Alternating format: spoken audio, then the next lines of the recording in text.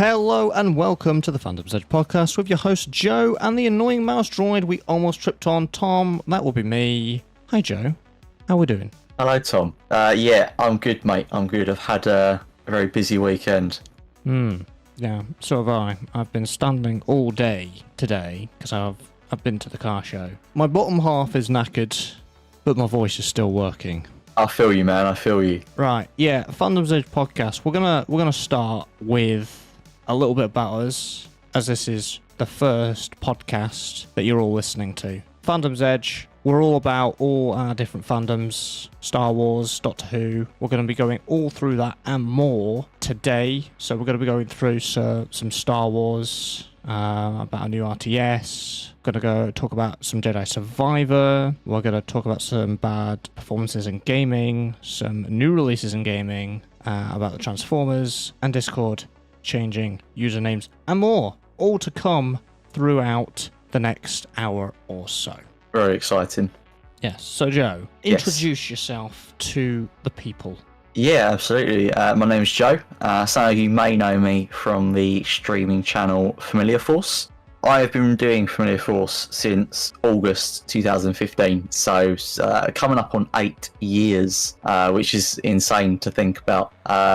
I tend to stream a variety of games, a lot of focus on simulators because I've got a real passion for them. And yeah, I mean, I'm a massive nerd. I love a bit of D&D. I play Warhammer 40k, and yeah, I mean, I've been playing video games since I was knee high. This is going to be a lot of fun. I think talking about many different topics and sharing our interests. I love it. It's definitely a bit of me. Yeah, brilliant. Now me, I have another name. It is Maverick, over from the Maverick Gaming channel. Now I started that channel in 2020. I've not been doing videos since 2020. I've been doing them from a lot longer because I had a YouTube channel with my friends from high school.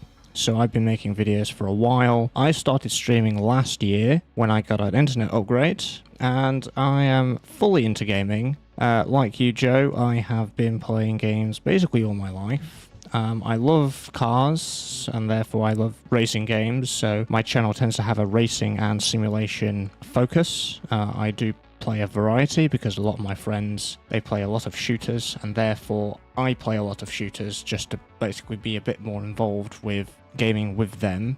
So I have a bit of a variety in terms of how I game. And Star Wars, I would say, is the biggest fandom outside gaming for me as well. It's definitely out there. I remember when my dad asked me, it was for I don't know what it was. I remember it was a supermarket when I was very, very young, and it was just the case of Star Wars or Star Trek. That was the question. I didn't have any context, and I said Star Wars because it sounded the best, in my opinion. I thought Star Wars, that seems exciting, rather than Star Trek. I was like, and that's how I got into Star Wars. I think it was to do with a video game because I was getting my first console for myself, which was the Game Boy Advance SP, and I got the original Lego Star Wars game, like a really original one that went through episode 3. Oh. Yeah, that one. The OG one, the very original one. Yeah. I remember that game. I still have the box, by the way. I still have it. Oh, yeah? And the cartridge, yeah. And the little instruction guide. I love it. Oh, I love it. I love it. Yeah. So that's my intro into Star Wars and into all that kind of stuff. And I've loved every single piece of Star Wars content that's come out ever since. So, massive nerds. I have all the consoles in front of me. I've got my Switch, I've got the PC, I've got the PS5. I have the holy trinity of gaming. Okay. Shall we start off with the first thing that we have planned to I'm here for it. So, I'm here for it. Hit me. Am I correct, Joe, that you like Star Wars, right? I love Star Wars. Just like you, I've always had a passion for it. Yeah. And you like your good strategy RTS games as well, don't you? I like the odd RTS, yeah. Yeah. Now, if we combine them together, you obviously get Star Wars Empire at War, which you have a few hours in, yes? Fantastic strategy game with an incredible modding community. Yes. So, I want your reaction on this. What if I told you there was a rumour that there will be an upcoming RTS Star Wars game. Your reaction, go. See, you can't see me right now, but I am the shut up and take my money meme. Because I'm ready to sell my soul for this game. I've heard a rumour about this as well. I've seen someone talk about it on the YouTubes. I'm so here for it. I'm so here for it. I've been playing the original Empire at War for a while now. Yeah. I didn't get it when it first came out. I never really got into it. It was only, many years after it came out, I saw some videos on some mods for it. And that was what sold me. So for any of you listening that may not have played the original, it was a real-time strategy set during the Galactic Civil War, so Empire versus Rebels. And in itself, pretty good game. I don't really know anything like it. There's a space element and a ground element. The ground is a little bit clunky and definitely shows its age, but compared to a lot of other strategy games, the space element is unlike anything else I've ever played. It's really quite unique, and it still holds up pretty well today, or at least I think so, and I think a lot of people out there would probably agree with that sentiment. And like I say, it's just been kept alive with such a fantastic modding community. Obviously, with that original focus of Empire vs Rebels, there's a couple of fantastic mods out there. One that is Republic versus Separatists, which is probably one of my favourite mods because that's my favourite era of Star Wars. There's a fantastic Empire vs Rebels sort of remake, which adds in a lot of new units from the current canon as well as the Legends stuff. Very cool, very well detailed, very highly detailed models. It looks amazing, mind-blowing for the age of the game. And then the other one that I find quite interesting is a post-Galactic Civil War mod based on all of the Legend stuff, which adds in so many new units and some new mechanics and really kind of regenerates the game. It gives you a whole new experience with loads of different things that the game just didn't introduce. But honestly, the modding community is what kept that game alive. And like I say, I've heard people talk about it for a while. We would love a new one that incorporates some of these things that people have brought to it and shown just what the game can handle, I guess. I as you can tell, I'm very excited by the idea of a new Empire at War. Now, I'm not much of a strategy game person, not really. I've dabbled into Civ 5 and Civ 6. Surprisingly, I've enjoyed it. It's not the sort of game that I would normally play, but I don't even know how I got both games. They might have been free or something, or might have been given away or whatever. And I tried it, and I really enjoyed it, and then I was obsessed and put so many hours into Civ 6, and all my friends were like, what's gone over you, because you don't usually go for strategy games. And I haven't played Empire War. It's not my sort of game or strategy games, as I've said, but if a new RTS Star Wars game come out, I would probably buy it just to see how I did. I don't have a problem with them. I have the same problem with them as MMOs. It's the reason why I don't play Star Wars The Old Republic from BioWare. I feel that there's too many controls to handle, too many things to manage, and I like focusing on one thing at a time. That multitasking thing that you do in a strategy game, I just can't get my head around it, and I will end up focusing on one thing and then forget about something else that would be really, really important, and then that's where it all just falls down. Like, Discord was giving away 2 months of Game Pass Ultimate, which I have at the moment, so I've got a bunch of all the Game Pass games, and thankfully Hearts of Iron 4 was on there for the last 2 days, so I thought I'd download it and have a go, because my friend, one of my friends who I've gamed with in the past, he loves that game, he loves it, and I got on it and I was like, I am so overwhelmed, there's so much stuff. I would like to enjoy this game, but I just can't. Now, Tom, I never said I was good at strategy games. I just said I enjoyed them.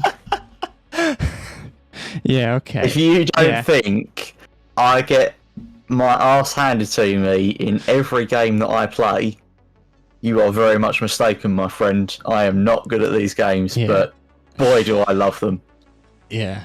I mean, no, that's to say with every game. I think we both enjoy them. That's true. That is true. It's just that our skill isn't. We just need new skill, man. I mean, sim racing is a bit different. I'm just a bit slower, but I still enjoy the hell out of it. So when it comes to sim racing, it's a similar thing, because you see these lap times from all these aliens, and you're thinking, how the hell do they push the car that fast around that track? Mate. But then, like, turn on auto steer. And then, you realise, because I found a tweet the other day saying, I know I'm going a bit of a tangent here, but, like, I found a tweet a few weeks ago saying, it's okay to be slow and enjoy some sim racing, because it absolutely is, because it's so enjoyable. I've put 400 hours into ACC.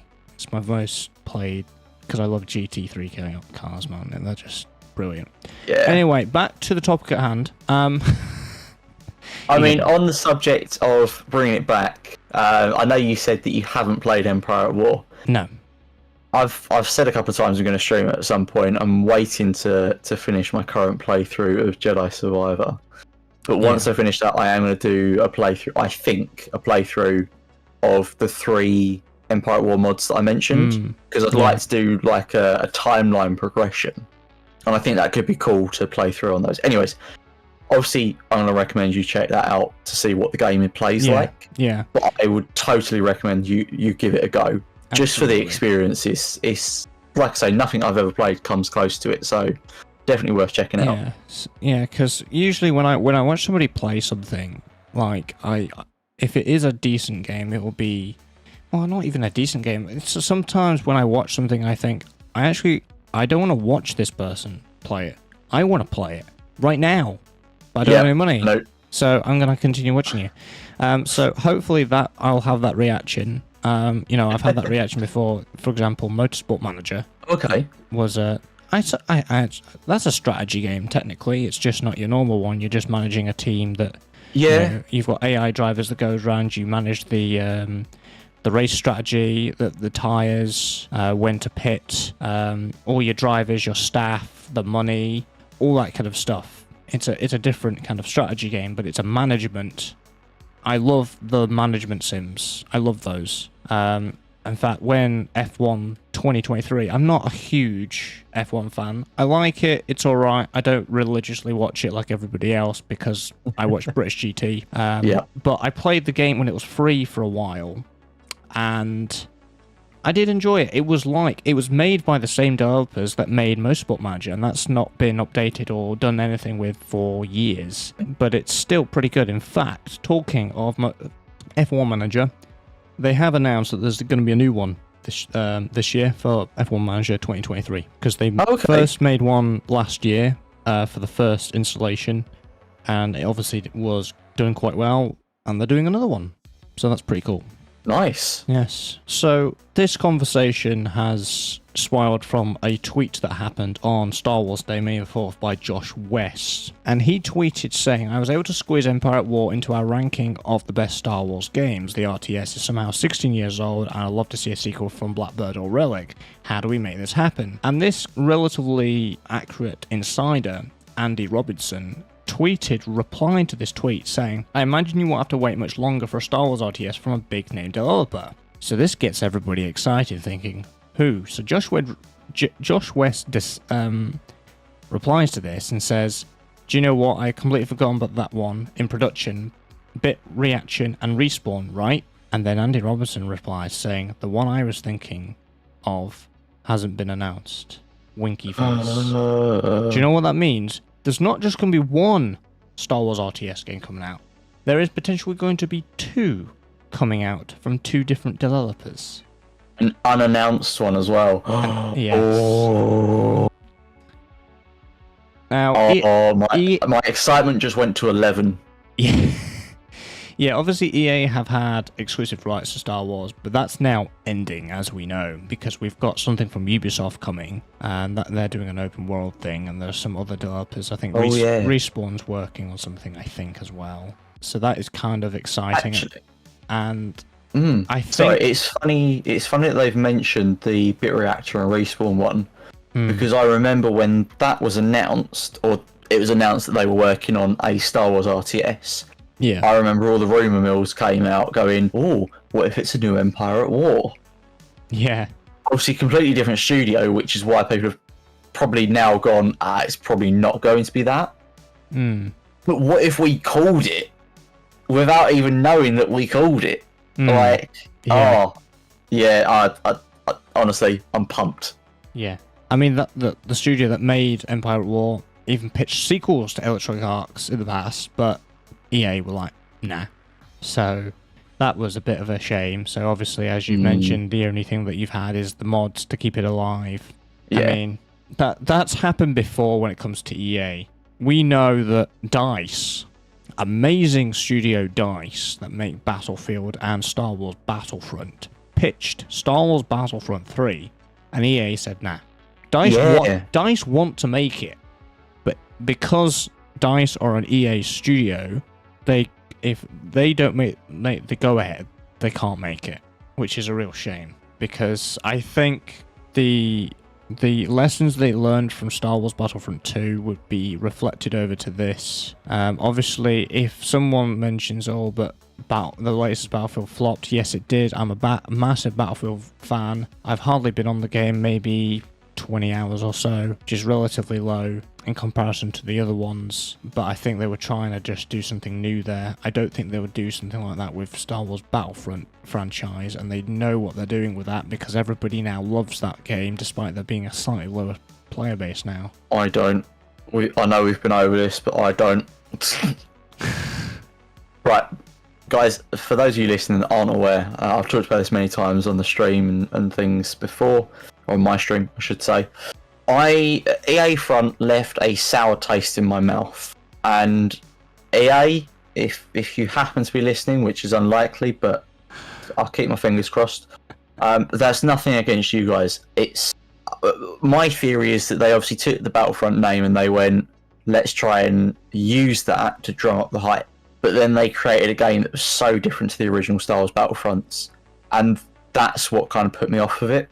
As a game in its own right, both Star Wars Battlefront and Star Wars Battlefront 2 from EA, they're good games, and there's nothing wrong with them. Or I don't think there's anything really wrong with them. It's just the fact that they named it Battlefront and then it wasn't like classic Battlefront.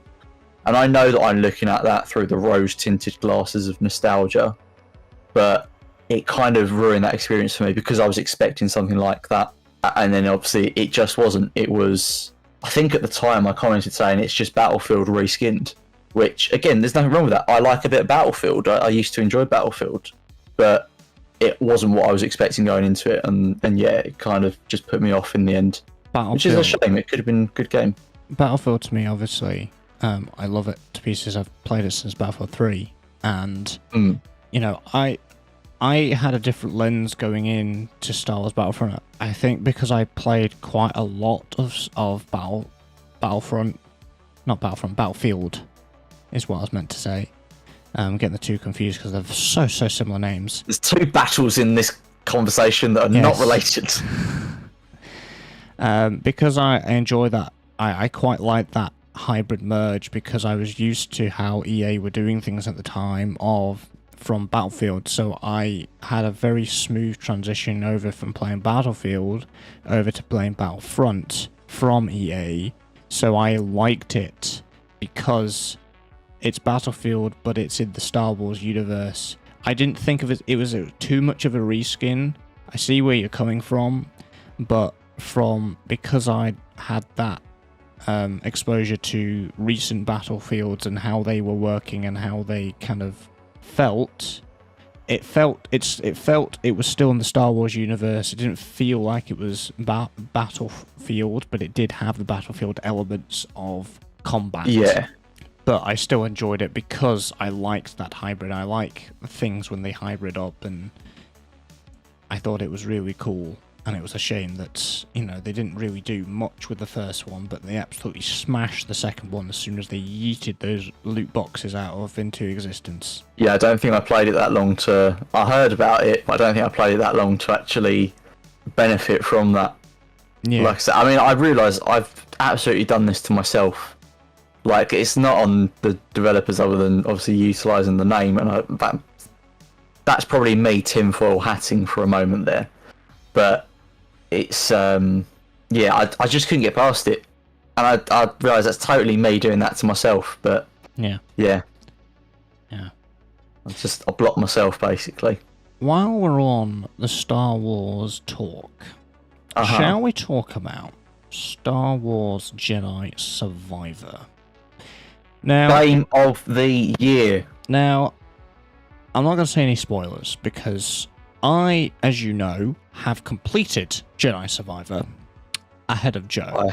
I have not. Because I'm still playing. Because I stream a little bit more than Joe does. I'm also really bad at the game, but we won't focus on it.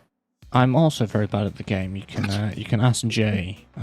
He needs therapy. I am nicknamed the bottomless pit inspector for a reason, because I keep falling to my death. Anyway, how are we finding it so far, Joe? Honestly, I love it. So I said when I originally played Fallen Order, and I said it again on my replay of that in the lead up to Survivor, that was very quickly catapulted to my favourite game of all time. And so far, Survivor is surpassing it. So Survivor, yeah, that's my new favourite all-time game. Definitely takes the top spot. And I mean, I'm recommending it left, right, and centre to people. Everyone I talk to, I'm like, you've got to play it. It's amazing. It's beautiful. It's so true to Star Wars. I love it. And I just fangirl at everyone. Survivor is amazing. I'm loving every second of it. I can't wait to continue exploring the story. Every little twist, every turn, it has me shocked, and I'm ready for more. I'm absorbing it. Yeah, and you will find that there is some massive story plot twists to come that you will be shocked and in awe, and just Respawn has messed with your emotions in this one. God, don't say that. And when it's funny, when the credits scene came up, I was like, "Is that it? Have I finished it? No way! I wanted more." Oh, don't say that. And bear in mind, I think at that point I'd spent 20 hours, 21, 22 hours, something like that. That's a decent kind of time to do it in, to be fair. Yeah, that's respectable. Different length, but let's be honest, half of that time is me falling to my death into these bottomless pits. I was going to say, there's only actually 10 hours of gameplay. The other 10 was spent climbing out of pits that you've fallen into. Yeah.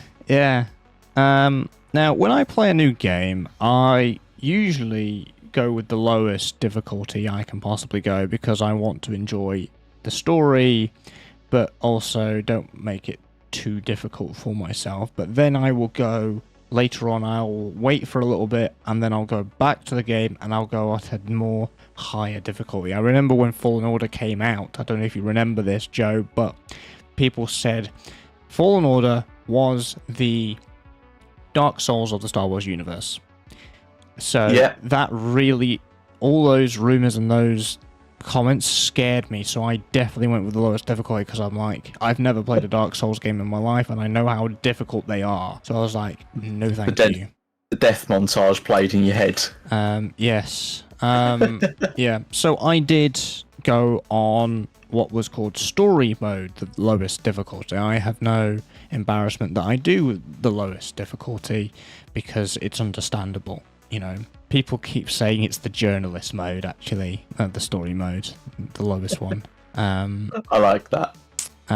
Yeah, which is a bit of a change, because if you didn't play Fallen Order, they've actually added a difficulty, and this is what I wanted to mention. So they added a difficulty called Story. So it now goes Story, Padawan, Jedi Knight, Jedi Master, Jedi Grandmaster. So there are 5 difficulties. Okay. So I didn't notice that. That's interesting. So they're now 5 instead of 4, because you started with Padawan, Jedi Padawan first in Fallen Order, but they've added that one. So I was expecting the same sort of difficulty on Story than on Fallen Order. So Fallen Order story, well, Padawan for me was decent enough. Some boss battles were frustrating because I did repeatedly die. However, story mode in Survivor, particularly Ninth Sister, is incredibly annoying. In the first one, yeah, it is incredibly easy in story mode on Survivor. So much more easy than I actually should have gone for Padawan, but it was one of those things where I want to start at the bottommost difficulty and then work my way up each playthrough to, because we might not be getting another Jedi game for the next 3-4 years, you know. May as well try and maybe do a run through once or twice a year and increase that difficulty each time I do it. Good luck.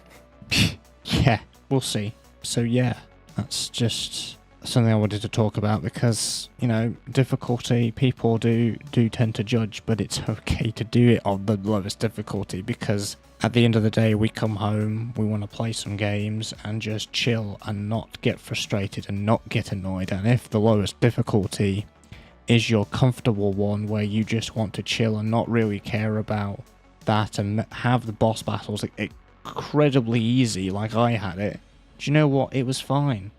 You know, I enjoyed it because the compensation was the fact that, you know, I'm dying a lot anyway. It's mostly because I mistime my jump. I'll tell you what the actual reason is. So I try and jump the last most possible millisecond. Now the problem with that, as you probably know, Joe, is you mistime it because when you want to jump, the game doesn't, or, you know, it's not that there's input lag with it, but it's that process in your brain thinking, I want it now, but that process of your brain's telling my thumb on my controller saying press A.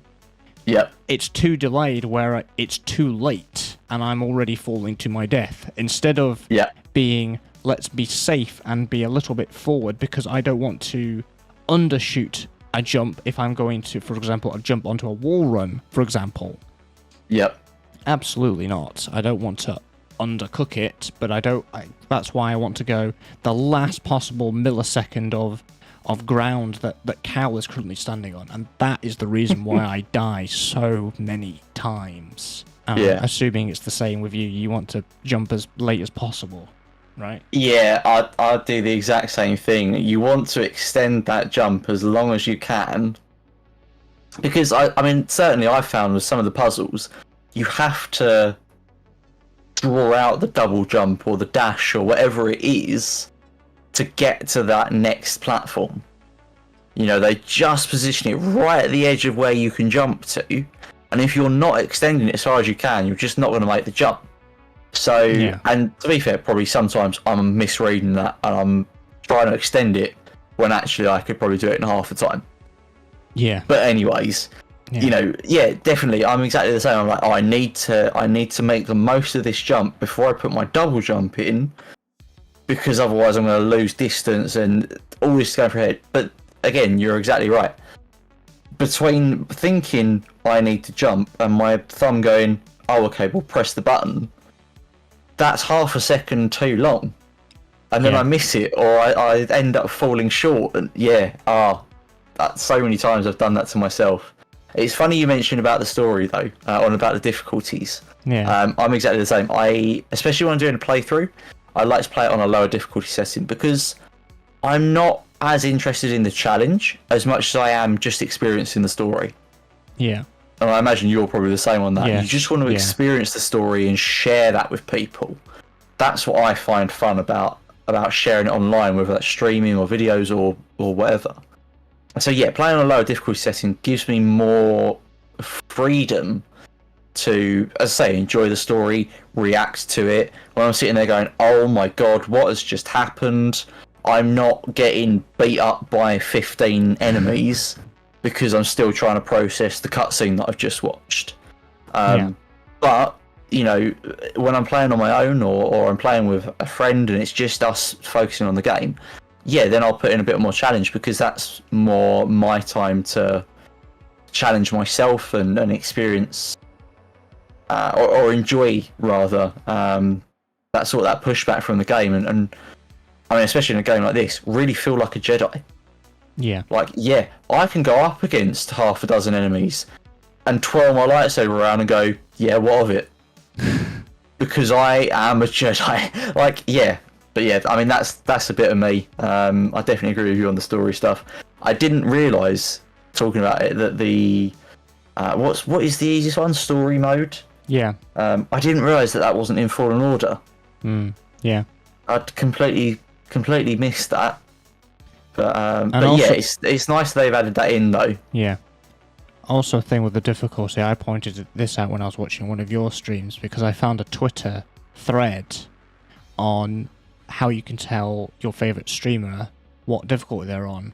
And it's actually to do with the little dots. If you've ever wondered in the lower left-hand corner what the different dots mean. So there's a dot combination. I can't remember them exactly now. But there are small little gold dots near that display your lightsaber stance and all that kind of stuff. So there's little dot combinations, whether it's a single dot, there are 2 diagonal dots. It shows what difficulty you're on. So it's quite sneaky from the devs, but it's quite neat because I think it's more... I don't think they're trying to call out streamers for going on the lowest difficulty. I think they're more kind of, oh, we have this user UI thing in place so people watching know what difficulty you are on without having to pause the game and going into your settings. Or even yourself as the streamer, or if you're just playing by yourself, which majority of people will be doing, they won't be streaming, and they'll be like, oh, actually, I've forgotten what difficulty I ever put it on. Oh, okay, that dot means I'm on this difficulty. See, Tom, you're being nice about it. I am. Yeah. I'm going tinfoil hat again here. I apologise, podcast. I'm not like this normally. I believe that actually the developers have gone, do you know what? Timmy, who goes on the YouTubes and goes, hello, welcome to my Let's Play where I play through on Grandmaster, and he's actually got it on story mode. Just going to call him out. I think that's why they've done it. I think they're just calling people out, going, do you know what? I'm going to hold you accountable. Yeah, but I think those people that do that, you can tell with how quickly they, the damage meters and the damage that you receive, people would be able to tell anyway with that. But yeah. Talking of Jedi Survivor, you want to talk about our favourite Ginger Man, yes? Yes. So, it's funny you mentioned that actually, because I was about to say on the difficulty, I'd seen that on a YouTube short. But talking of YouTube shorts, I've also seen someone talking about the possibility of Cal Kestis in live action, which I think is a fantastic idea. We've seen obviously a couple of shows exploring that era of the Star Wars timeline between episodes 3 and 4, where especially where the Empire is still almost establishing itself. Yes, it took over what the Republic had, and it very quickly took control of what was the Separatist systems. But it's still kind of finding its feet. It's still, the transition from clones to stormtroopers, from Venator Star Destroyers to Imperial Star Destroyers. There's a big shift and a change in what we see, as well as the policy and the laws behind it. I find that a really interesting period of Star Wars. And like I say, we've seen shows exploring it, or Kenobi. I mean, looking back a little bit, we've had Rebels. We've also got Bad Batch, of course, that covers that period. I love it. We get great stories, and people have said that, what about Cal Kestis? Where would you fit him in? But it just got me thinking that that's a really cool idea, because, again, for those of you unaware, I'm sure that you know Snedden. Cal Kestis is played by Cameron Monaghan, I think it is. I may have mispronounced his name. Yeah, I think that's how you pronounce it. Probably better than my pronunciation. But Cameron plays Cal. He does some of the motion capture. I think he might do some of the stunts as well, which is quite cool. And then obviously he does they do like the facial capture stuff as well, so that when he's talking, it's based on his actual facial movements and how he's reacting to things, which is, I mean, in itself is amazing. That we've got that technology now that we can make the characters so alive in the game. That's the technology that's now in the majority of games now. If you see a voice actor that's been mocapped and you're thinking they look very similar, or It's very, very similar to what they actually look in real life. That's probably why, because all the games now use motion capture now for all the cinematics. But so that's the other thing as well. Obviously, with that shift, as you say, characters tend to look a lot more like their voice actors now. And I don't know whether that's intentional because they can, obviously from the software with all the face tracking and everything, make it match better. Or if it's just the fact of, do you know what? This is the character that we've written. You're the person that's going to play them, and we're going to make them look like you. I think it's also because it's easier in post, because if you have a different actor with a slightly different voice actor, the kind of facial features won't really add up. If it's different if it's something like an animation like Bad Batch. But if it's a video game, it won't really kind of add up. And it adds that identity to the voice actor because you're not just voice acting. You're actually acting now. Yeah, that's very true. I'd not thought of that. That's a very good point. But again, it comes back to the idea that actually, I mean, Cameron Monaghan is an actor. Yeah. He has acted in, I think, TV and film. But we could see him come and play Cal in live action, which would be incredible to see. And like I say, I love stories from that period of Star Wars, so I'm absolutely here for another show or a movie or whatever from that period.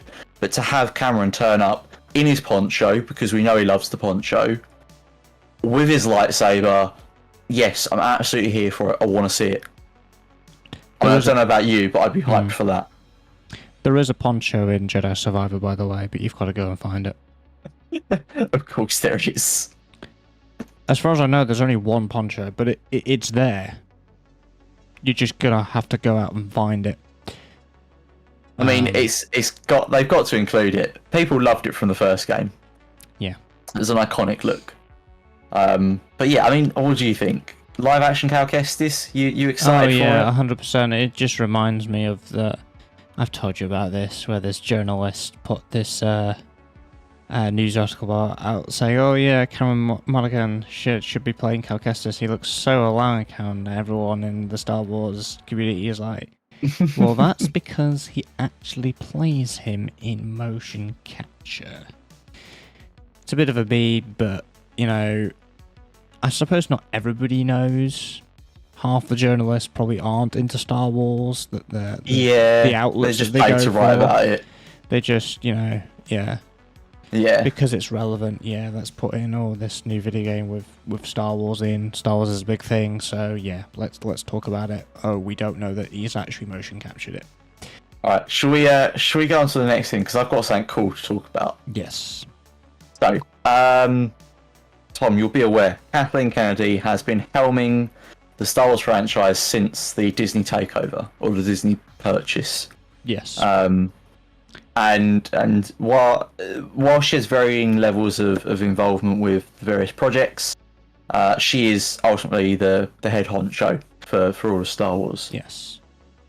You'll also be aware, because we've talked about it before, there are 3 new Star Wars films coming.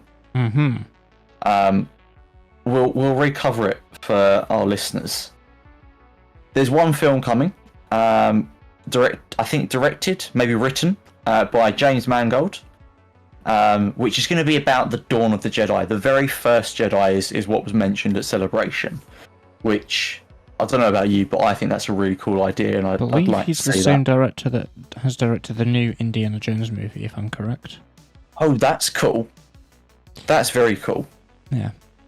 So yeah, Dawn of the Jedi, very first Jedi, way before the Old Republic even. Yeah, I think that's quite an exciting concept.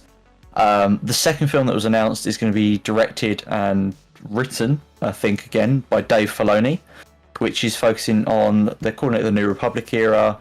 We know from Celebration it's going to be wrapping up the Mandoverse. So all those shows, Mandalorian, Book of Boba Fett, Ahsoka. It's going to wrap those up, which is sad, but it's going to be cool to see how that all sort of ties together in the end. And then the last film, and I'm scared I'm going to mispronounce the name, so oh yeah, forgive here me. we go. Here we go.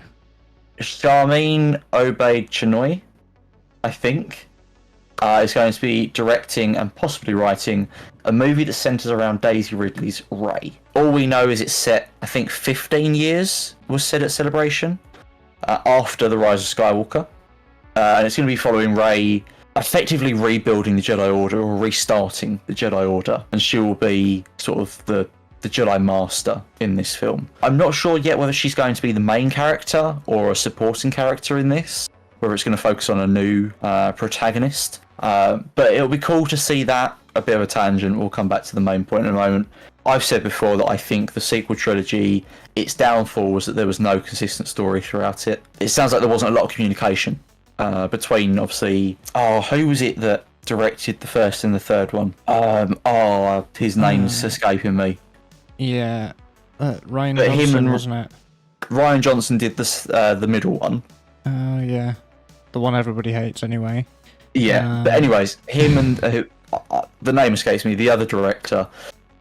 It sounds like there wasn't a lot of communication between them. Oh, it was Star Trek boy, wasn't it? Yeah. Oh. It's gonna bug us now, isn't it? Oh. But yes, anyways, these two, it sounds like there wasn't a lot of communication between them. J.J. Abrams. That's it, J.J. Abrams. J.J. Abrams came out and said that he didn't like the way that Ryan Johnson took Episode 8. I think it was just like a throwaway comment, but obviously people picked it up at the time. Yeah, there wasn't consistent communication. Mark Hamill doesn't like. I've seen the clip of. Yeah, he doesn't like the way that Luke was written. He said, Jedis don't give up. That's not what they do. He doesn't think that's his Luke. I love that clip, but we should have got a co-direction from Mark Hamill because it's his character. He should at least be a consultant on it.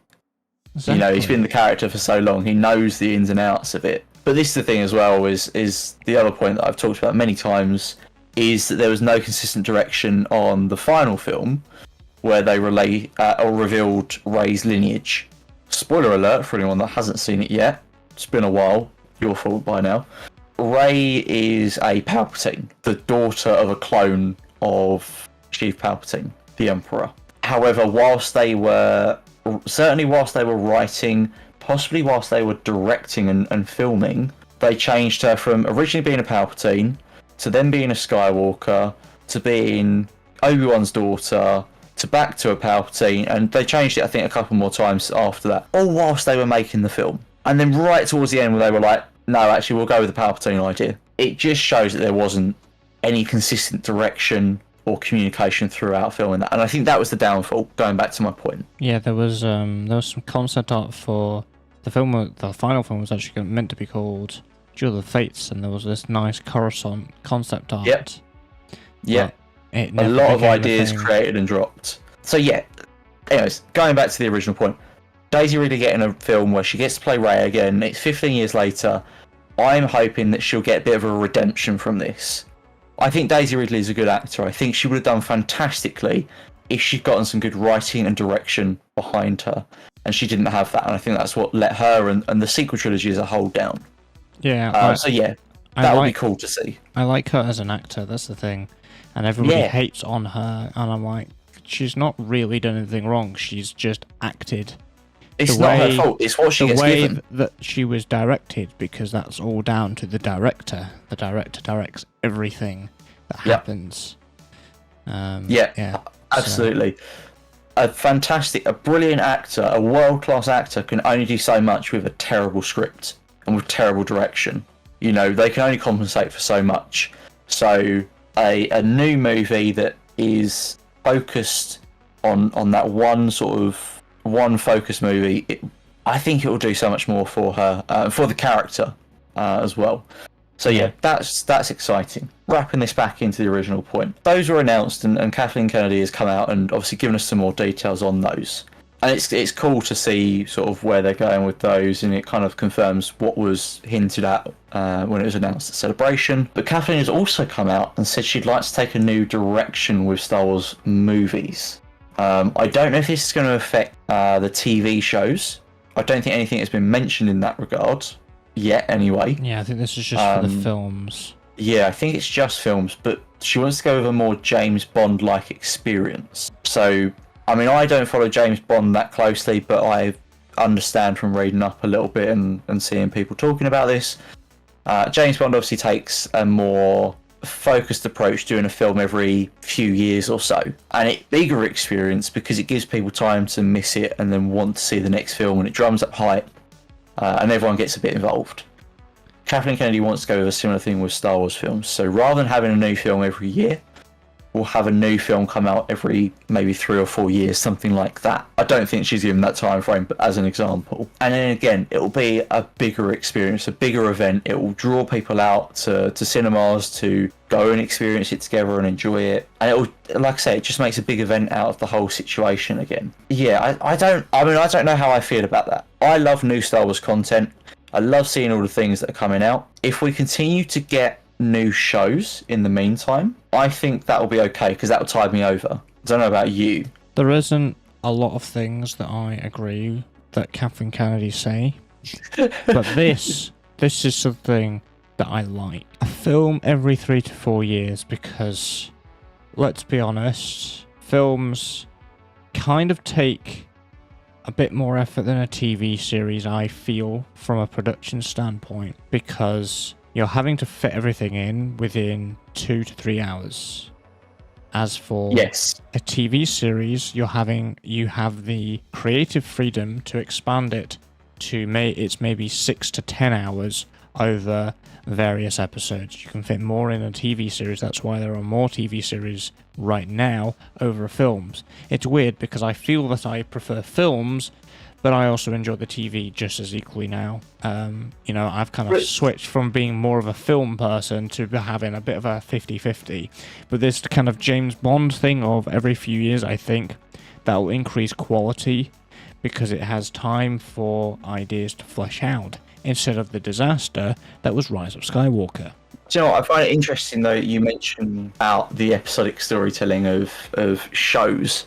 You're right, it does get a lot more time, and I think the benefit it gets from that, I think we've talked about this before actually, the benefit it gets from that is that you get more time to explore characters and develop them and visit different areas, not just physically but within the character, so that we grow with them almost. I think it's a better medium for building a character. But not only that, it complements the films because we get really excited because we're like, who's going to be the one thing that we're all excited and get hyped about is what character are we going to see in this series? Are we going to see this character? Are we going to see this character? It's the ultimate kind of cameo fest that it is. Just right.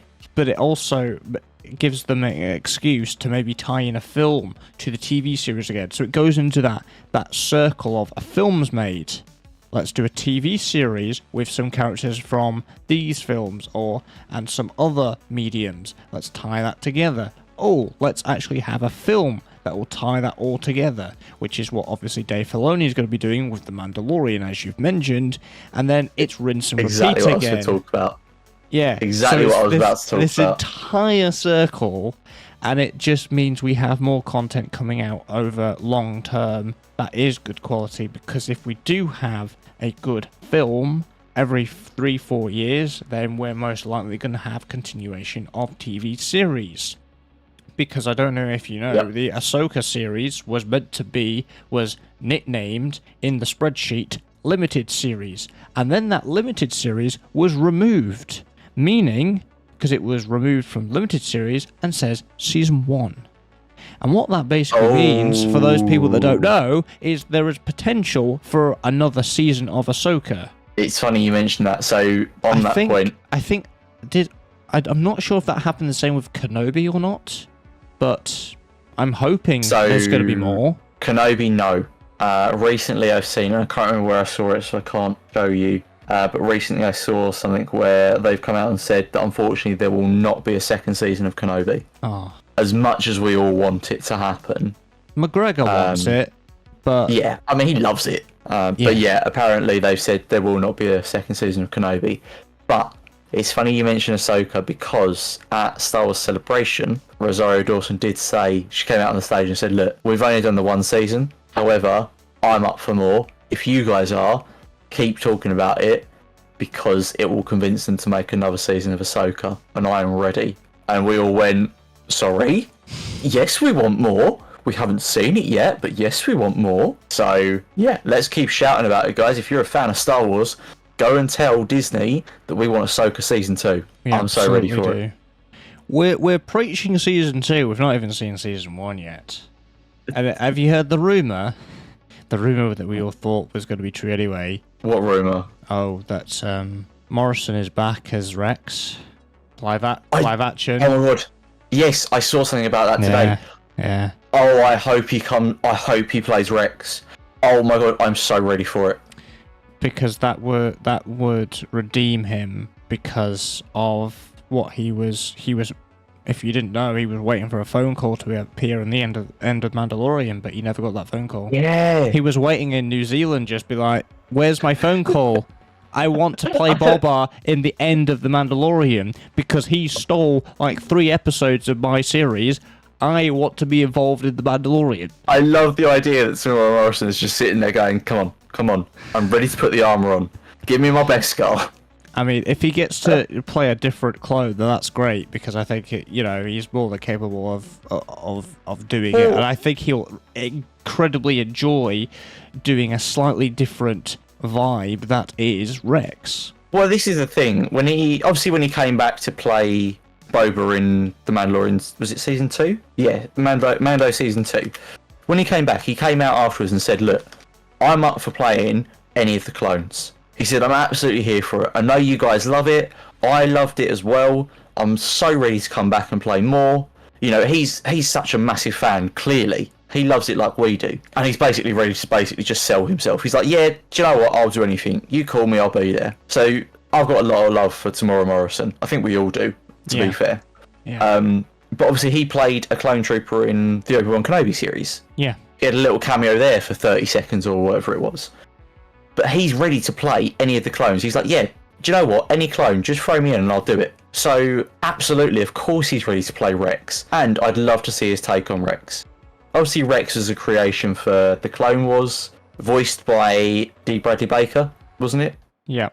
Yeah, D. Bradley Baker, who did a fantastic job of all the clones. But he gave them all so much personality that they felt like individual characters. And I'd love to see Tamora do a take on that. Obviously, he's done Cody, he's done Boba. They're very different, but they've got very different backgrounds. Rex is another clone. A clone that served in the Clone Wars, I should say. That would be really cool to see his take on that. Oh, I'm so excited. That's just blown my mind. Yeah. Now, I'm gonna actually circle back to Jedi Survivor because this goes on to we're still kind of on a Star Wars theme, but we're also going to mention another game that's come out recently because we're going to talk about bad performance. We've had issues with Survivor. I've had issues basically since day one, and the vampire game Redfall and potentially I think Hogwarts as well had some performance issues, and it's becoming a more increasing thing. Which is weird because Survivor was delayed, and we thought it was for this reason to make sure it's all stable. But I'm sure they said to optimize it, didn't they? Yeah, it's come out. Well, this is less the console people and more the PC players like us. The PC ports have been terrible. Even some of the Sony ports from PlayStation over to PC have been terrible. But we want to play the games as much as the console players do on smooth, And I don't have a terrible PC now. Joe, you have a newer PC than mine, but mine's still pretty good. I've got an i9, I've got a 3080, so I've got an RTX ray tracing capable graphics card. I've got 32 gigs of RAM. I should be running things fine because all my other games run incredibly well, incredibly fast. And my computer's maybe 1 or 2 years old. Yours is less than a year old. At the start, you didn't have many issues, and then you issues, starting to have some. I had a bunch of frame rate issues, and that was basically it. I didn't really come across any glitches or bugs. It was more frame rate. It was the big issue, was the frame rate. And I had ray tracing on from the get-go, because I'm used to the ray tracing ducking FPS a bit, but it didn't duck it too much to the point where it's playable for me, and it makes your game look absolutely beautiful, and it's great. But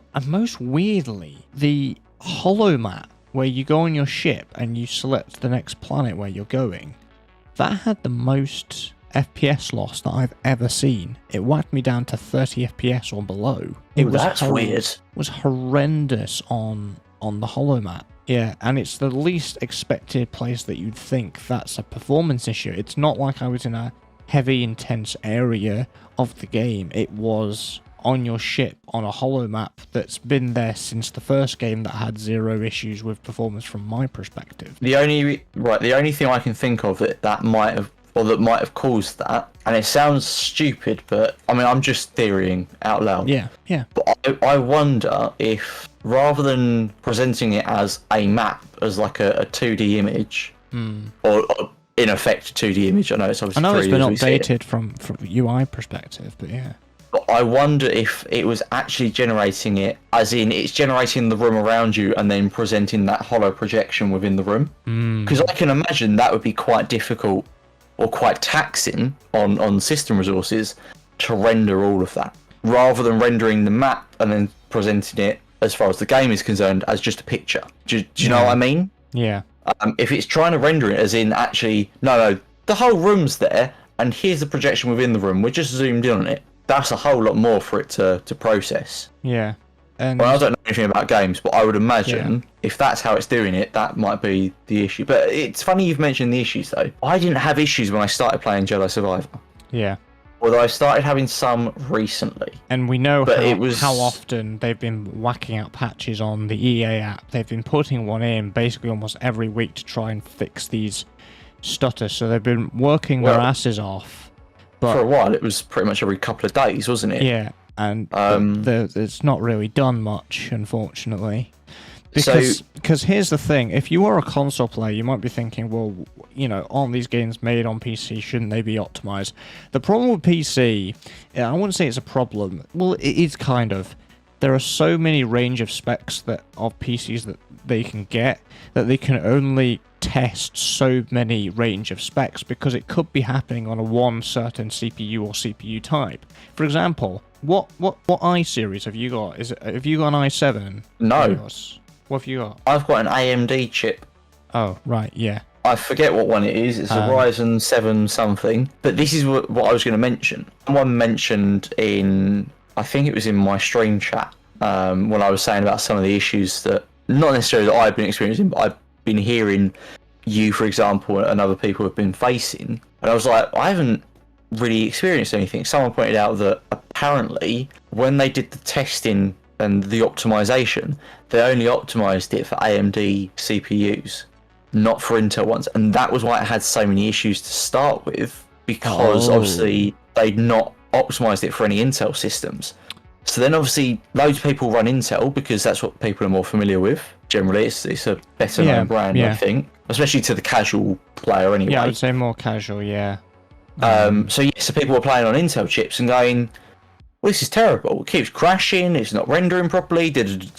Apparently, that was one of the reasons, and that was one of the things that they tried to patch quite early on in the release. I think they might have come out and said something about it. I'm not sure, but yeah, apparently that was one of the big issues. Most devs usually post now. I don't know if you've noticed this. They actually post specs, not the minimum specs and the recommended, all that. Not just a general one. They did this for Playground Games did this for Forza Horizon 5 when it came out. They actually did minimum recommended and high-end specs for each brand. So they did one for Intel and Nvidia, and then they did it for AMD. So they'd obviously really tested it. But my point, that is a good point, of they've maybe just tested it on AMD and not Intel, but it also might be to do with these what's called multi-thread CPUs. Yep. Obviously, an i9 and an i7 use multi-threads, which I have. An i5 doesn't. So I'm also wondering, are people with an i5 or people that aren't using multi-thread utilizing it within that CPU is having better performance? Technically, it should have better performance with multi-thread, but it doesn't. We've found over the last 5-10 or so years that sometimes when issues occur, it is because of that particular element. Just because you have the biggest CPU doesn't necessarily mean it's actually doing it efficiently. The best for that game. Yeah. Yeah. Because there has been times where someone has been running it on a really good PC, but on an i5 or something slightly lower, you know, it's been completely fine. Yeah. Yeah, it's funny you mentioned about all the different specs as well, because you're right. That's another thing that someone else pointed out to me in the stream. There's so much more. You know, it's easy to do it for a console because all the consoles use basically the same setup. There might be a couple of different things within the generation. Like, for example, let's take the last gen. Xbox had the original Xbox One. Then they brought out the Xbox One Slim, which was a little bit different internals.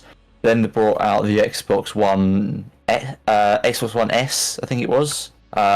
Which, again, slightly different internals. It's a little bit better and so on and so forth. You had 3 or 4 different versions of the Xbox One, but there's still only 3 or 4 setups that they've got to cater for.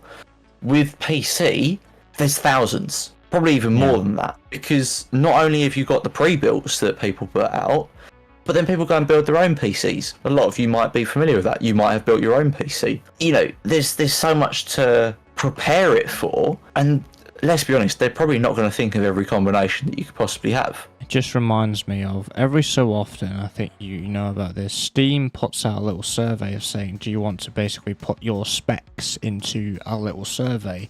Because Steam tend to do a specs survey every so often, where they're like, do you want to send your details to Steam? Because I think they try and optimize it for as many wide range of things and PCs as possible, and might even reflect that to the developers that want to put games on Steam and say, well, okay, this is the range that you basically have. You can't cover everything because you'd be there all day for the next century, but you can do the mass majority of popular specifications, and I think that's...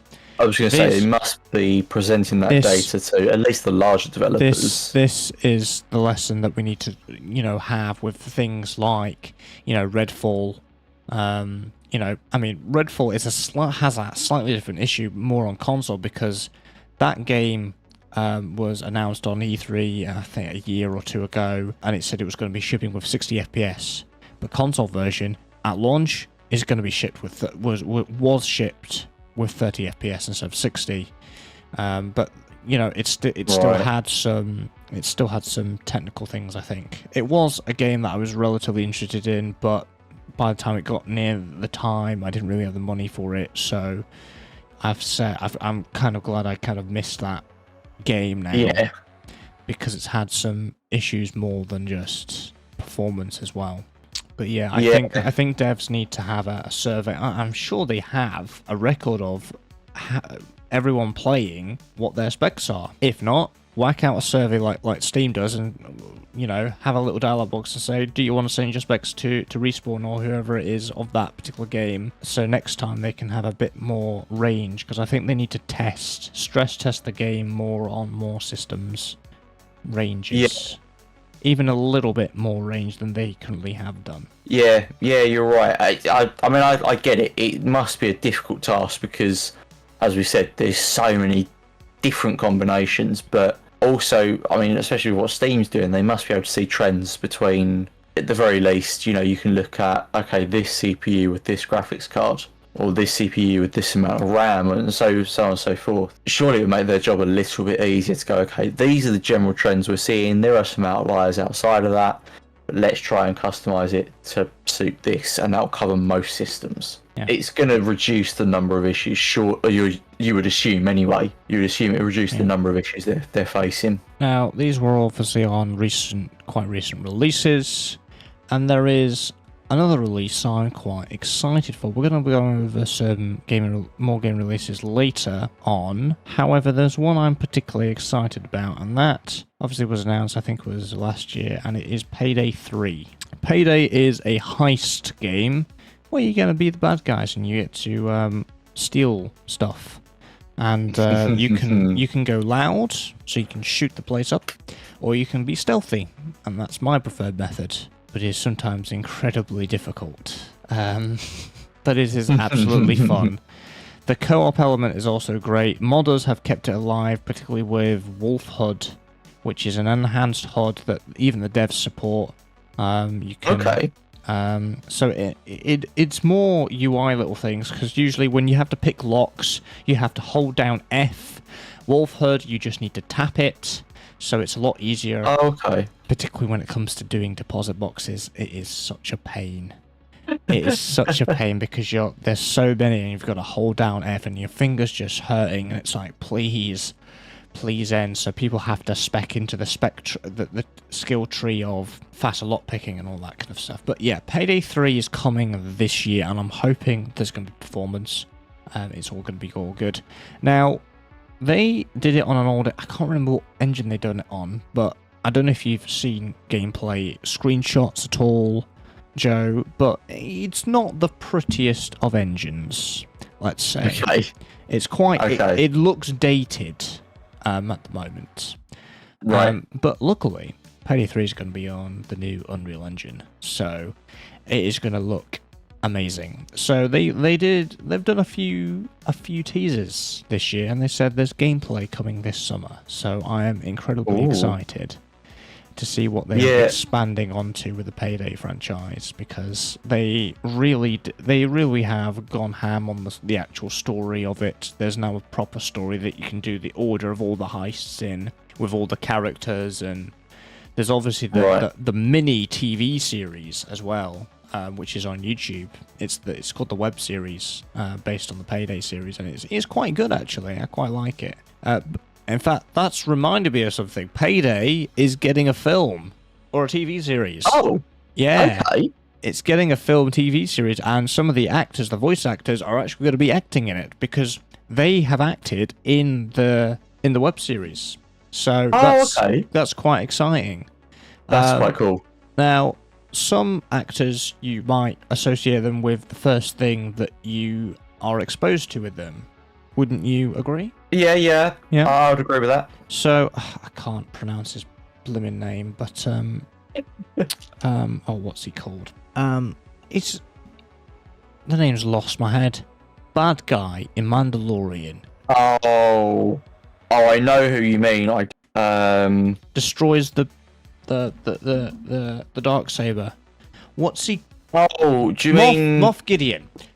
That's right. Giancarlo Esposito. Yes, him. So that fella. We got there in the end. It just left my brain. So the first bit. Like a brain fart sometimes. The first piece of actual content that I was exposed to that was his work was actually in Payday 2. He is called the dentist in... Oh, gosh. He's called the dentist in Payday 2 because he is a dentist, and he employs the Payday gang to do some heists, but then stabs them in the back, so we don't like him. But, it'll be pretty cool to see him in the film or TV series for Payday. It's in very early pre-production stages, but we know it's been confirmed by Starbreeze, which I'm really excited because I love. Although I'm more of a racing simulation guy, there is one co-op shooter that I love that is Payday 2. I have so many hours in that game, and it is so fun. There are mods, there are so many things to do in that game, and it's just a bunch of... You can just have a blast with it and just do meme builds and everything, and it's crazy. It's amazing. Yeah, I never got around to playing Payday, but I've seen some videos and stuff. It looks like a lot of fun. Yeah. So I'm excited when Payday 3. A few of my friends are excited when Payday 3 comes out, so that's going to be really, really nice to get some more information on that. And when we do get information, I'll let you know in this podcast. Now, we're talking about films. You're going to talk about a film now, Joe, aren't you? I have a film. I'm very excited for this film. You're very excited. Go on. Look, growing up, I was a big fan of Transformers. Yes. I love the toys. I love the TV shows were out at the time. I love the films that have come out, and I know they deviate a little bit from the original source material, but we won't focus on that. Transformers: Rise of the Beast is coming. It's out very soon, actually. I'm very hyped. The trailers look amazing. They've released I think they've released a couple of posters now. Yes. And it just looks fantastic. They've gone back to be fair, I think they did this in the last couple of films, but they've gone back to the original G1 series Optimus Prime look, which looks fantastic. I keep seeing little snippets, but I think things are getting leaked online, but it looks like it's going to be a really, really interesting story. I'm ready for it. I'm ready. It looks like it's going to be a couple of hours of a lot of fun. I'm not a Transformers geeky geek nerd into it as much as you are, but I really do enjoy the films. Like, in fact, the last two films before these two, I hadn't seen. I had Paramount Plus for a little while I was watching a different TV series, and I thought, oh, they've got Transformers on. Let me just rewatch them all. So I rewatched them, and then there were a couple that I was like, oh, I haven't actually watched these because the ones I haven't actually watched was the ones where it was after Megan Fox and Shia were yeeted from the series. I hadn't seen the ones with Mark Wahlberg or anybody else. So I watched them for the first time this year, and they are amazing, but it's one of those things when someone gets recast or gets yeeted out. Well, it wasn't a recast, wasn't it? It's a new character, isn't it? The story just kind of moved on, I think. Do you know what? To me, the Transformers films isn't. I still want Megan Fox and Shia to be in it, because that's, to me, what the Transformers films, that those characters are the OG characters for me. Because I did. That's the only thing I watch when it comes to Transformers. That's what you're used to. Yeah. But I still enjoy them, because I think I didn't watch them originally just because it didn't have Shia, it didn't have Megan Fox in.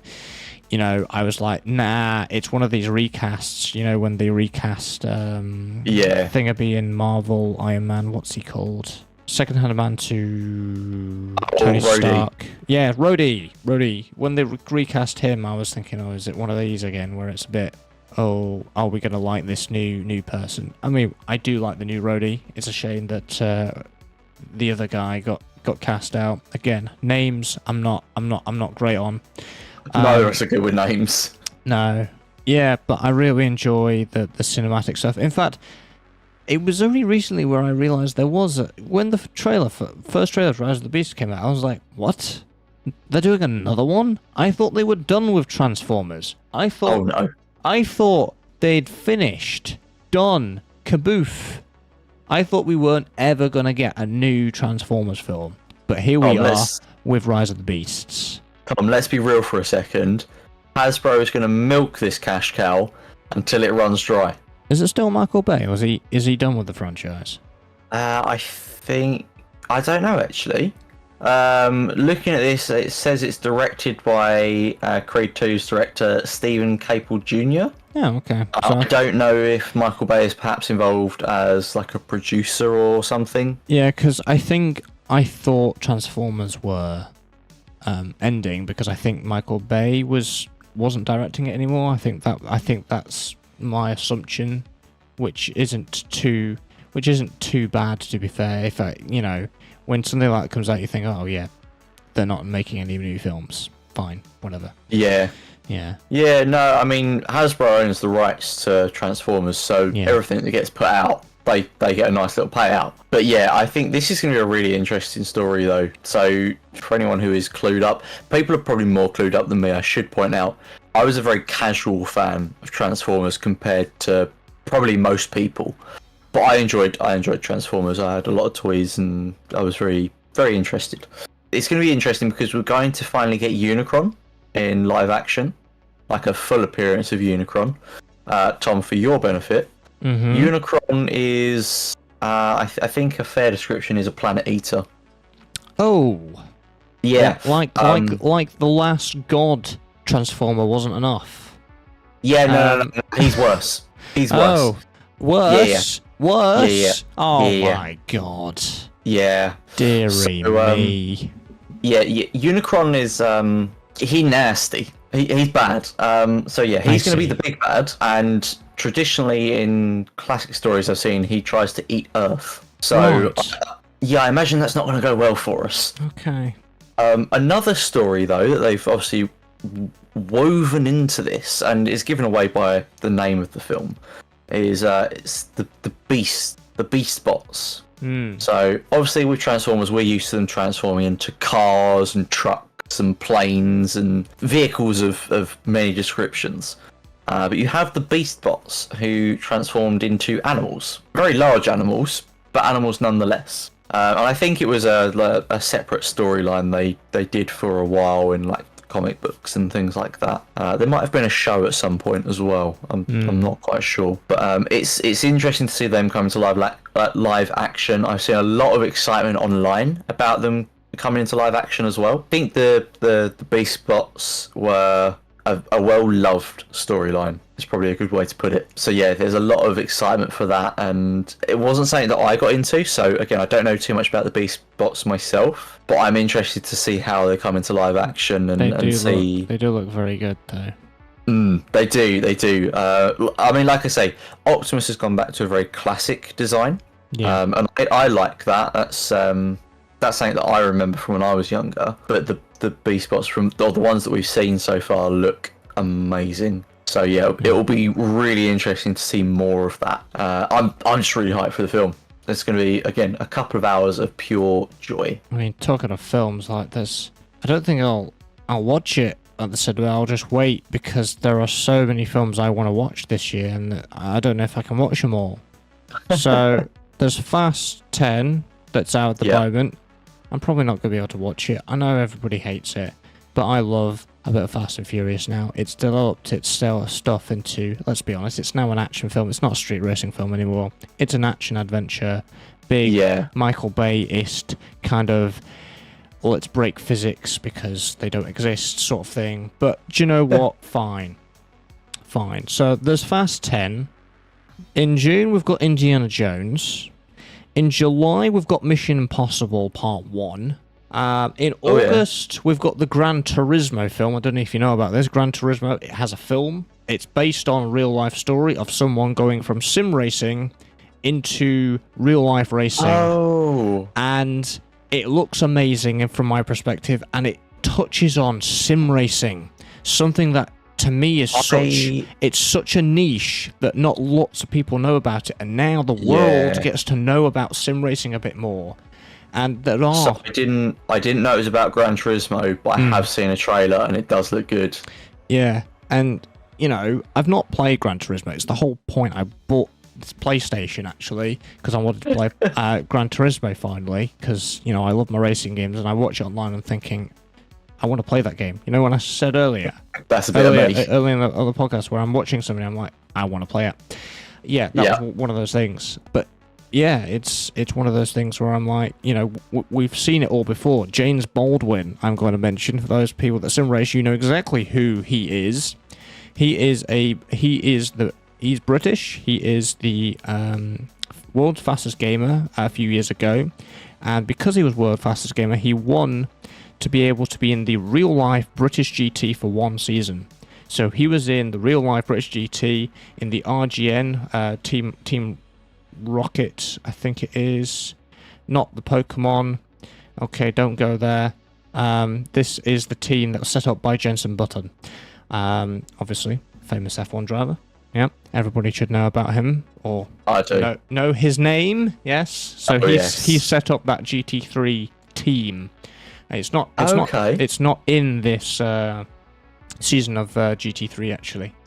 I don't know where they've gone actually, but yeah, James Baldwin, he's delving into esports and real life, and he wants to do real life, but it is incredibly difficult because if you don't have the money or the sponsors, you just can't race. Unfortunately, that's why he has why he has a funding page. The one opportunity that he had was with that season of he did some stuff in Spa as well in his McLaren 720S as well. He's now though in terms of an esports team, he's now in the Mercedes esports team, so he competes that way, which is it's easier to compete in esports than it is in real life because you don't need as much money, basically. So yeah, but that's all the films that I'm kind of looking forward to, and I didn't even think of Transformers, and it's another one, but I think I might wait on that one. It's the same. I wanted to watch John Wick, but I've just that's passed and gone, and I'll just wait for it to come on digital. It's fine. Yeah, I mean, I don't really know that many films that I want to see this year. There'll probably be things that come up, and I'm like, actually, yeah, I want to go and see that. Yeah. But Transformers is definitely, I think, one that has really stood out for me, and I'm probably going to go and enjoy it in the cinema. It's such a different experience going and seeing it at the cinemas. But yeah, I'm going to move things on because I've got something else to talk about. Many of you listening probably already use Discord. For those of you that aren't aware, how are you here? First of all, this is definitely a different kind of podcast for you. But welcome, we accept you anyway. Discord is probably the premier communication platform at the moment, especially amongst gaming communities. Yeah. Whatever flavour they take. We moved from Skype years ago. Yeah, I went from Skype over to Discord. Yeah. Probably 8 or 9 years ago that we switched over. Yeah, Discord is the premier platform, but it's quite self-enclosed, I think is probably the best way to put it. In fact, if I press on my name here, I can actually tell you I joined Discord on March 7th, 2016. There we go. That's when I joined September 18th, 2015. Nice. So, not long after I started streaming, basically. Discord has massively grown. And it's I mean, certainly for my stream, I use it as a way to interact with my community. I'm not very good at social media, but Discord I love. It's just so easy to use, and it just helps me to connect with people. So yeah, Discord is making quite a large change. The way they currently administer their accounts, or work their accounts rather, is you have a name you set for yourself, and then you have a unique number. So Discord has said their usernames are case sensitive, icon sensitive, so on and so forth. So you could have Joe as all lowercase, you could have it as capital J-O-E, you could have lowercase Joe, capital O, lowercase e, so on and so forth. Any combination you can think of, all of those would be acceptable. You then also have a unique number on the end, which again can match any one of those usernames. So you could have 1, 2, 3, 4 for any one of those usernames that I've just mentioned. And it will consider each of those a unique username. I think the great thing about this is because if you have the same name as somebody else, you can still have your name on Discord because you've got that number. Yes. But that's the big advantage that I prefer, because it means, I know Maverick is actually taken. Every time I try and sign up with somewhere, I type in Maverick, it's taken, so I have to do something like, I usually go with Maverick RNG or something like that, Yeah. So this is the way it's worked for the last 8 years or so. Yeah, something like that. It's worked fine up until now, but obviously, as we said, Discord is the premier communication platform for gaming and many other communities as well, to be fair. And obviously, with that, it's growing and it's expanding, and so is its user base. And what Discord have come out and said is that they're finding that actually it's hard to maintain that log of users, and they're starting to encounter issues, which it seems people. Or I see people saying that it feels like a bit of a shaky argument to base that on, but it is what it is, right? That's the argument that they're making at the moment. So the switch that they're making, the change that they're making to usernames and account, is that rather than that name and unique number, you will instead have a account handle, I guess is the right word, much like, say, Twitter, for example. You'll have your @ whatever. So let's take mine, for example, @FamiliarForce. And then you can have a display name over that you can change and you can swap around. Discord is going to be employing that same thing. So you will have an account user handle, which will be whatever you choose it to be, which will be unique to you alone. It's not case sensitive, so it will be truly unique, just like it is on Twitter. And then you will have your, as we say, your display name, which is what you'll be able to present to people. The one thing I'm not sure about with this change, obviously you will have your new display name once the change is live. I don't know whether you will still have a separate server specific or an option for a server specific display name, because that's something you can do at the moment. You can choose to set a specific name in a Discord server. I think that's a bit different because that's what's called a nickname in each server. I think that's going to stay. I think it's your original name, because you'll have people can set, and admins can set a nickname for individual people or yourself, if that's allowed in all the settings that the server owners set up, but it will still connect to your original name. So I think that's right. Okay, that's good. I mean, that's good, because we've still got that functionality, because I know communities tend to make use of that feature. I mean, certainly communities we've been in, you tend to have a nickname themed around whatever the theme of the community is. Sometimes you might just do it for the fun of giving someone a silly name. I've seen plenty of those on Discord as well. So it's good that that's staying. But yeah, it seems to be, at least from what I'm seeing, it seems to be a bit of a controversial change. Like I said before, it feels like, or people are saying that it feels like the reason they're giving is quite a shaky argument. It doesn't really feel like the argument they're giving is really based in reality, let's say. It seems to be kind of a forced change rather than a necessary change. I don't know how you feel. I mean, I know you said that there's obviously a concern that you'll end up losing the Maverick name. Yeah, I prefer the number thing, because it means I can still have Maverick, and that's my number. I think Battle.net still does it with Blizzard, but yeah, I'm not a fan of it. But you know, it is what it is. I haven't had my notification yet, and I had my account in 2016. If you haven't had yours, because you will be before me. You haven't had yours, I don't think I've seen anything come through. No. I've seen the warning come through on Discord that they're going to be changing it, but no, it's not prompted me to update mine yet. So I can only assume it's still not live. So they're gradually rolling out as of right now. It's a thing that's happening right now. The earlier that you've created your account, the earlier you'll have that notification through the app, and it will say, you now can change your name on Discord, and then that's that. Yeah. So it's basically first come, first served. The longer you're with Discord, basically. Yeah, I mean, I did imagine that I would get it fairly early, because not that I intended to pick it up or anything, but I was quite an early adopter of Discord. A community I was in at the time decided to move everything from Skype, and they went, if you don't move, you just won't keep up with the community. Bye. So obviously we all moved over very quickly. We picked up Discord straight away, whilst it was still kind of in its fledgling weeks and months. I don't actually know what day it launched, but yeah, I imagine I'll be one of the early ones to get it, because like I said, I've got a very old account. But like I said, I mean, I'd definitely appreciate hearing from you guys if you ever want to reach out to us. What do you think about the changes? I've got quite a unique username anyway, I think, so I might get away with it. But we'll see. I feel like a lot of people are probably going to be hit hard by this change. Me not so much. You know, there's Rainbow Six Siege Operator Maverick. There is Top Gun Maverick. So it's not really related to that. It's actually related to a cat called Maverick that we used to have. He unfortunately died a few years ago, and I kind of utilised it from that. The ironic thing is, my mum and dad named it Maverick because they liked Top Gun, actually, and he was literally a bit of a maverick. The definition of maverick. The cat was a bit of a maverick around the house, so that's why he was called that. So I suppose it was a little bit to do with Top Gun.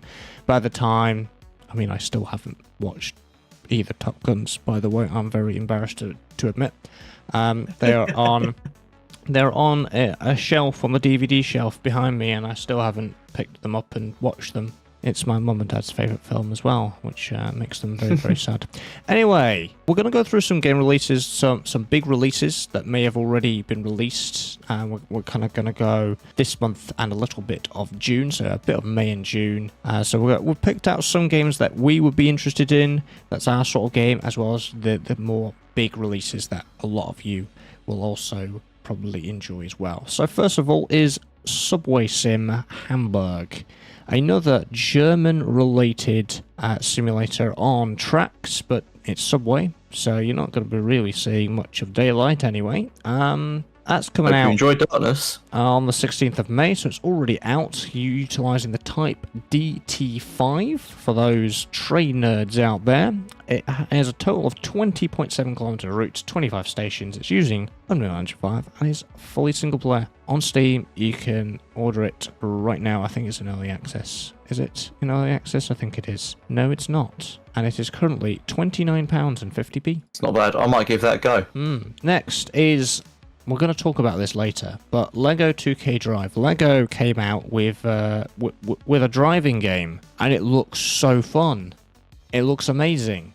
19th of May, it's already out. It's got races, minigames, single race, cup series, story mode, open world exploration, build mode, local split screen, or online multiplayer. That is a lot in that game. It sounds quite interesting. I'm sure you'll be picking that up. At some point, yeah, that looks amazing. I wish they'd done as much effort in that as the Lego Star Wars. This has online multiplayer. Where's our online multiplayer? Come on. Surprisingly, on the Switch, 23rd of May, it came out. Farming Sim 2023. Yeah, you can get it on the Switch. There you go. I feel like it's going to be a stripped down version. On the go at 2 FPS. Yes. Or it might be cloud-based. Might be a cloud-based game. You never know. Oh, yeah. Yeah, because they do a lot of that as well. There are games that go on there that you might think, that's not going to run on the Switch, but they make it a cloud game. So, yeah. Okay. For those that like Lord of the Rings Gollum has come out on the 25th of May. I've heard some bad things about it. I've seen the apology from the developers, so another flop by the sound of it, unfortunately, but they're aiming to rectify it. Railway Empire 2, 25th of May. It was the first one was free on Epic a while ago. If you've played Transport Fever, it's basically like that, but for old Steam trains. So something that you might pick up at later date, Joe. Sounds like a bit of me. Next is Gene Rally 2, 30th of May. At the time of the recording of this podcast, that's not quite out. It's going to be early access. And it's this kind of top-down arcade racer. It's a sequel to the 2002 classic Gene Rally. So there's your sequel. For those people that like Street Fighter, the Street Fighter 6 coming out on the 2nd of June. Elder Scrolls Online, you've got the Necrom DLC on the 5th of June. You've got Diablo 4 on the 6th of June. For you F1 Sim Racer fans, F1 23, 16th of June. Aliens, there's a new Aliens game coming out. Aliens Dark Descent on the 20th of June, and we've got Final Fantasy 16 on the 22nd of June, for those that are interested. Now, the discussion point, prices of games now, they can be quite substantial. Now, we mentioned Lego 2K Drive. Now, I want your reaction on this, Joe. So, the standard edition is $49.99. Okay. And their deluxe edition, which they call the Awesome Edition, is $89.99. Ouch. And then their Awesome Rivals Edition, which is basically the Ultimate Edition, is $104.99. Extortionate. Yes. So, let me just put that into perspective, everybody. Okay? You might think that's an outrageous amount of things, but what do you get with the pre-orders? So, I'll tell you. So, the pre-order, you get access to the Aqua Racer Pack, including Street Car, Off-Road Car, Vehicle, and Burn. That's just for the Standard Edition, okay? The Awesome Edition has that, plus Year 1 Drive Pass, including Season 1, 2, 3, and 4 DLC packs, and Awesome Pizza Vehicle, 550 coins, and the Awesome Bonus Pack, which includes a Wheelie Stunt Driver minifigure, a Mashio Beast Vehicle, and a Vehicle Flare. 3 days early access. And the Awesome Rivals Edition has everything that 2K, the Awesome Edition includes, plus the Rivals bonus pack, which includes the Royal Sailor, the Royal Outliner, the Royal People Rover Streetcar, the Reckless Scorpion Stunt Driver minifigure, the Lamborghini Royale, and Vehicle Flare. Worth it? I don't think so. Probably not. I'm just looking at the jump from standard to awesome edition. That's so the year relative... one drive pass, the coins, and for an extra 40 quid, I'm not sure. I'm basically paying for a whole new game. Am I getting a whole new game? No. I don't feel like it. But it's interesting you've brought it up because I don't think it's just modern games. No. So this is something I wanted to add on, just tack on the end of this. Obviously, the price of things has gone up, and that's not just in gaming or tech. That's across the board, right? We've seen price of things increase. That's fine, but I think it applies to older things as well. So I've gotten back into Pokemon lately. I'm loving the Pokemon games. Obviously, $49.99 for a game these days is pretty much the standard that we expect. For those of you not familiar with the Pokemon games and how they work, you can trade Pokemon through from the old game to the new generation. And I recently thought it would be a fun idea for me to get the very first Pokemon I ever had, my very first starter Pokemon, and trade it all the way through to the current game. You know, to be able to take that with me and go, yeah, do you know what? This is my guy. This is my Pikachu. Just like Ash had. It wasn't a Pikachu, but, you know, same concept. But I had to look it up online. It's a bit of a convoluted process to get through. I won't go through the whole thing.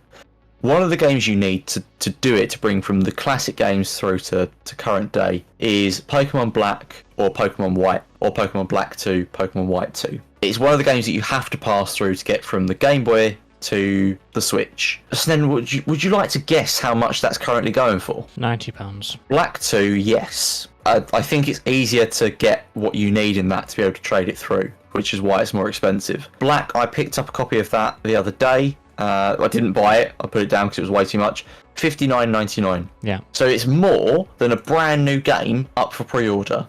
Now, I'm just going to double check because I can't remember when that came out. The funny thing is I guessed that price and wasn't surprised at all in the prices you set, because I already know this information. I know Pokemon games are infamous for having their value just shooting up as soon as you've got... Yeah.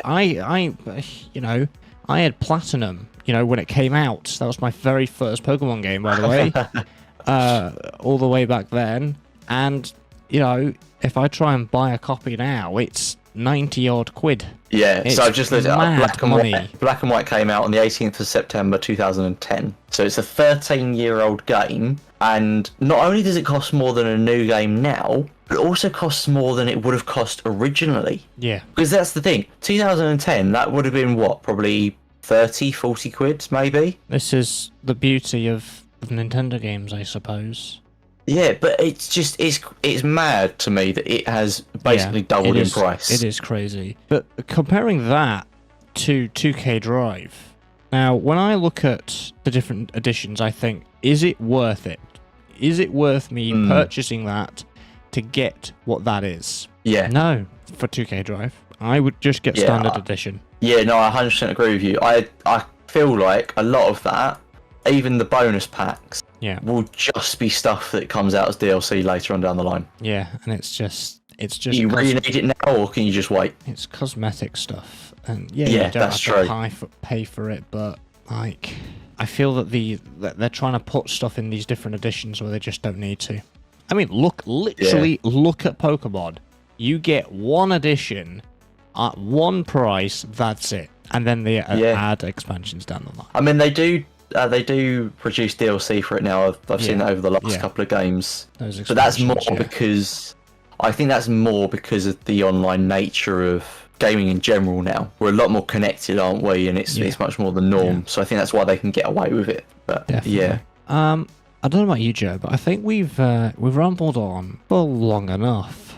We've talked about Star Wars, some gaming, some film, some tech, and obviously the latest releases. So thank you very much. Yeah, thank you very much for listening to us ramble on. We are going to be doing some future podcasts, of course, roughly once a month. If you'd like to suggest anything, let us know on our socials. FamiliarForce, Joe. He has his Twitter, and so do I. So you can go and follow us over on there. They will be in the description of the podcast if you want to check those out. We've also got our own YouTubes and our Twitches, which we both stream at the same time on Tuesdays for Tuesday Night Trucking over on Twitch. I, of course, will be under the name of Maverick RNG. And Joe? Twitch.tv/FamiliarForce. Yeah. So you can find us over on there. So make sure you're following our socials for more information about new podcast episodes, which will be broadcasted and distributed to Apple Podcasts, to Spotify, to a range of all the podcast platforms that you can imagine, from Amazon, Spotify, and we're even going to put this on YouTube as well on our own channels. So thank you very much. Thank you very much, Joe, for talking as well. Thank you for coming and chatting all things nerdy with me. Yeah, it's been fun. It's been great. And I think we'll see you guys in the next podcast. Take care. Here on the Fandom's Edge.